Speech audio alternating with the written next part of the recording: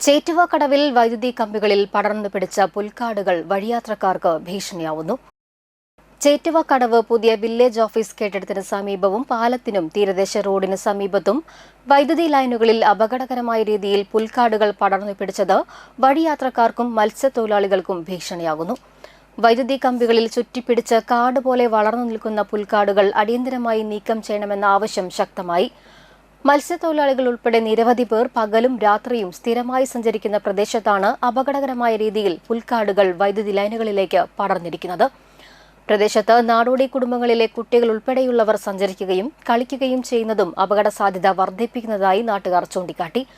മഴയും ശക്തമായ കാറ്റുമുണ്ടാകുന്ന സമയങ്ങളിൽ പുൽക്കാടുകൾ വൈദ്യുതി ലൈനുകളുമായി സമ്പർക്കത്തിൽ വരാനുള്ള സാധ്യതയുള്ളതിനാൽ വൈദ്യുതാഘാതം ഉൾപ്പെടെയുള്ള അപകടങ്ങൾക്ക് ഇടയാക്കുമെന്ന ആശങ്കയും ഉയർന്നിട്ടുണ്ട്. വൈദ്യുതി ലൈനുകൾക്ക് സമീപത്തെ കാടുകൾ യഥാസമയം വെട്ടിമാറ്റാത്തത് ഗുരുതരമായ സുരക്ഷാ വീഴ്ചയാണെന്നും നാട്ടുകാർ ആരോപിച്ചു. അപകടകരമായ നിലയിലുള്ള പുൽക്കാടുകൾ നീക്കം ചെയ്യണമെന്ന് ആവശ്യപ്പെട്ട് വാടാനപ്പള്ളി KSEB ഓഫീസിൽ ഫോണിൽ ബന്ധപ്പെട്ട് അധികൃതരുടെ ശ്രദ്ധയിൽപ്പെടുത്തിയിരുന്നു. എങ്കിലും പരാതി അറിയിച്ചിട്ടും നാളിതുവരെയായി ആവശ്യമായ നടപടി സ്വീകരിച്ചിട്ടില്ലെന്ന് നാട്ടുകാർ പറഞ്ഞു.